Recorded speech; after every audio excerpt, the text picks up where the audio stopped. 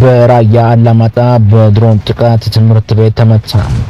በጉራጌ ዞን የፋኖ ደጋፊ የተባሉ ወጣቶች እጃቸው ታስሮም ተገደሉ።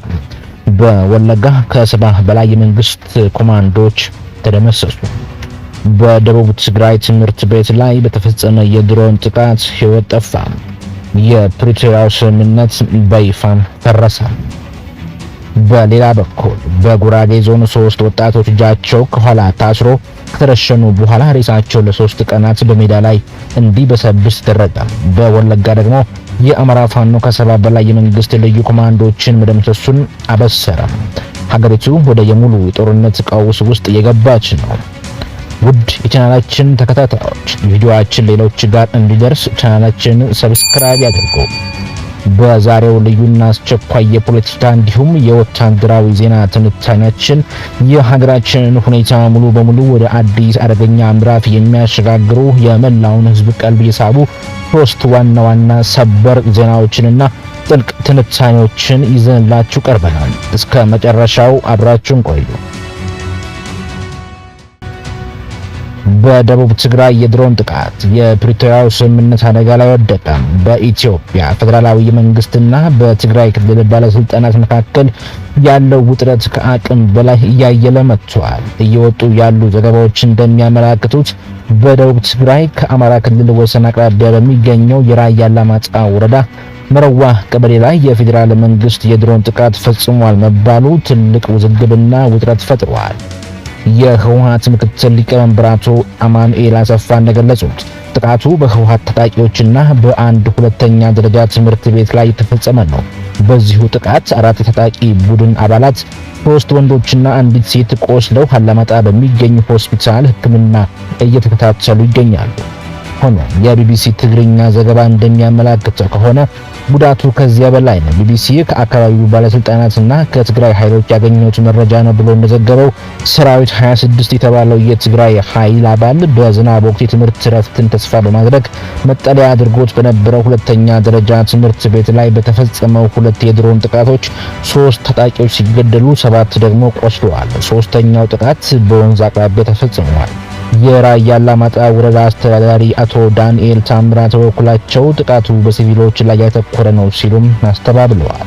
እስካሁን የኢትዮጵያ ሀገር መከላከያ ሰራዊት በጉዳዩ ላይ የሰጠው ይፋዊ ምላሽ የለም። ይህ ክስተት የመጣው ሁለቱም ወገኖች በሰሜን ምዕራብ ትግራይና በሱዳን ወሰን አቅራቢያ ጦር እያስጠጉ ባሉበትና የፕሪቶሪያው ሰላም ስምምነት ከተፈረመ ከ2 ዓመት ተኩል በላይ በኋላ በፈረሰበት ዋዜማ ላይ ነው። ከዚህ በተጨማሪም በቅርቡ ሂዩማን ራይትስ ዎችና ኤኤፍፒ ያወጧቸው ዘገባዎች በትግራይ ክልል ውስጥ አስገዳጅ የመመልመል እንቅስቃሴዎች እየተካሄዱ መሆናቸውን ጠቁመዋል። ሁኔታው እጅግ አሳሳቢ ደረጃ ላይ በመድረሱ የዓለም ጤና ድርጅት ዳይሬክተር ዶክተር ቴድሮስ አድኖም በሁለቱ ወገኖች መካከል አዲስ ሰፊ ጦርነት እንዳይቀሰቀስ በመስጋት ከጠመንጃ ይልቅ ውይይትን ምረጡ ሲሉ ጥሪ አቅርበዋል። በጉራጌ ዞን የተፈጸመው አሰቃቂ ግድያና ህዝባዊ ቁጣ በሌላ በኩል በጉራጌ ዞን በሸጌ ወረዳ ኤኛ በተባለ ቦታ የተፈጸመው አሰቃቂ ድርጊት ተፈጽሟል። ተመስገን ጌታቸው፣ ይታገሱ አሰግሮምና ግዛው ግርማ የተባሉ 3 የአማራ ተወላጅ ወጣቶች የፋኖ ደጋፊዎች ናቸው በሚል አጠራጣሪ ምክንያት ከህዝብ ማጓጓዣ ታክሲ ተጎትተው በመውረድ በአሰቃቂ ሁኔታ ተገድለዋል።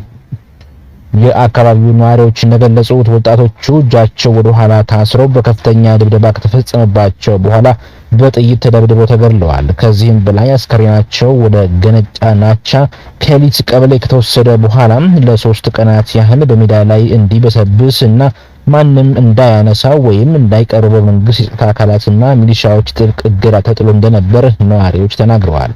ይህ ድርጊት በአካባቢው ህዝብ ዘንድ ከፍተኛ ብስጭትና ስጋት ፈጥሯል። ይህ አሰቃቂ ድርጊት የተፈጸመው በሀገሪቱ ሰላምና እርቅ ለማውረድ የሚደረገው የፖለቲካ ውይይቶች ባሉበት ወቅት መሆኑ የዜጎች የህይወት ዋስትና ምን ያህል አደጋ ላይ እንደወደቀ የሚያሳይ ነው ሲሉም የአካባቢው ነዋሪዎች ምሬታቸውን ገልጸዋል። በወለጋ የፋኖ ጥቃት ከ70 በላይ የሰራዊት አባላት ተደመሰሱ። ወታደራዊ ሚዛኑን የሚያናጋ ሌላ ሰበር ዜና የወጣው ከኦሮሚያ ክልል ወለጋ ዞን ነው። የአማራ ፋኖ ብሔራዊ ንቅናቄ ባወጣው መግለጫ በወለጋ ዞን ከመንግስት ሰራዊት ጋር ባደረገው እጅግ ጠንካራና አውዳሚ ፍልሚያ ከ70 በላይ የፌዴራል መንግስት ሰራዊት አባላትን መደምሰሱን ገልጸዋል። እንደ ፋኖ መግለጫ ከሆነ ከተመሰሱት መካከል የልዩ ኮማንዶ ክፍለ ጦር አባላት የሚገኙበት ሲሆን በርካታ የጦር መሳሪያዎችና ወታደራዊ ቁሳቁሶች መማረካቸውን አስታውቀዋል። ይህ ጥቃት በኦሮሚያና በአማራ ክልሎች አቅራቢያ የሚካሄደው የፋኖ እንቅስቃሴ ወደ አዲስ ከፍተኛ ደረጃ መሸጋገሩን ያሳያል። ተመልካቾቻችን እነዚህ ሶስት አበይት ክስተቶች በተናጠል እየተከሰቱ አይደሉም። የኢትዮጵያ ፖለቲካዊና ወታደራዊ ውጥረት እንዴት እየተሳሰረና ሀገሪቱን ወደ ከፍ አደጋ እየመራት እንደሆነም ግልጽ ማሳያዎች ናቸው። የህወሓት ኤርትራና አዲስ አበባ ሶስትዮሽ ሽኩቻ በደቡብ ትግራይ የተካሄደው የድሮን ጥቃት የሚያሳየው በፌዴራል መንግስትና በህወሓት መካከል ያለው እምነት ሙሉ በሙሉ መሸርሸሩን ነው። በሌላ በኩል በኢትዮጵያና በኤርትራ መካከል ያለው ግንኙነት እጅግ እየሸረሸረ መጥቷል። የፌዴራል ባለስልጣናት ህወሓት ከአስመራ ጋር ያለውን ግንኙነት እያጠናከረ ነው ሲሉ ሲከሱ፣ ኤርትራ በበኩሏ ኢትዮጵያ የአሰብን ወደብን ለመውሰድ ፍላጎት አላት ስትል ትከሳለች። ጠቅላይ ሚኒስትር አብይ አህመድ ኢትዮጵያ ወደብ የምታገኘው በሰላማዊ መንገድ ብቻ ነው ቢሉም ውጥረቱ ግን እየጨመረ ነው። ህወሓት ደግሞ ከፌዴራል መንግስት ተቃዋሚዎች ጋር ህብረት ለመፍጠር ዝግጁ ነኝ ማለቱ የቀጠናውን ፖለቲካ የበለጠ ያወሳስበዋል። የፋኖ እንቅስቃሴና የወታደራዊ ስልት መቀየር የፋኖ ኃይሎች ከአማራ ክልል አልፈው በወለጋ መሰረት አድርገው ጥቃት መሰንዘራቸውና ከ70 በላይ ሰራዊት ደምሰን ማለታቸው የመንግስት ሰራዊት በርካታ ግንባሮች በትግራይ በአማራና በኦሮሚያ ወታደራዊ ጫና እየበረታበት መሆኑን ያሳያል። የሰብአዊ መብቶች ጥሰትና የህዝብ ብስጭት በጉራጌ ዞን እንደተፈጸመው አይነት ህገወጥ ግድያዎችና የሰብአዊ መብት ጥሰቶች የህዝቡን ምሬት ከማባባስ ባለፈም በሀገሪቱ ሰላምና እርቅ ለማውረድ የሚደረገውን ጥረት ሙሉ በሙሉ የሚያከሽፉ ናቸው።